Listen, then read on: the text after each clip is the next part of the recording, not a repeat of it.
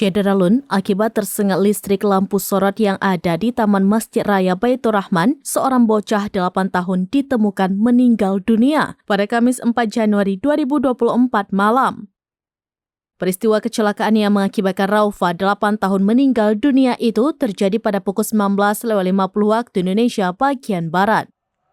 Kapolresta Banda Aceh Kombes Fahmi Irwan Ramli melalui Kapolsek Baitur Rahman AKP Iskandar Muda pada Jumat 5 Januari 2024 membenarkan peristiwa kecelakaan tersebut.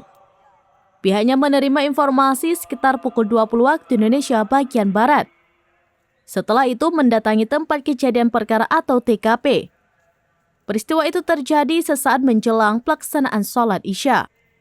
Berdasarkan kronologi kejadian, anak laki-laki tersebut bermain di area taman seputaran kolam yang ada di area halaman Masjid Raya Baitur Rahman.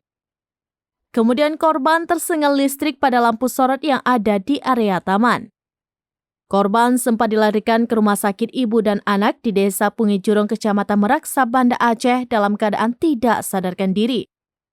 Namun saat di rumah sakit, korban dinyatakan meninggal dunia. Keluarga membawa korban tersebut pulang ke Desa Gece Inem, Kecamatan Banda Raya untuk dilakukan fardu kifayah. Dari Banda Aceh, Indra Wijaya, serambinews.com.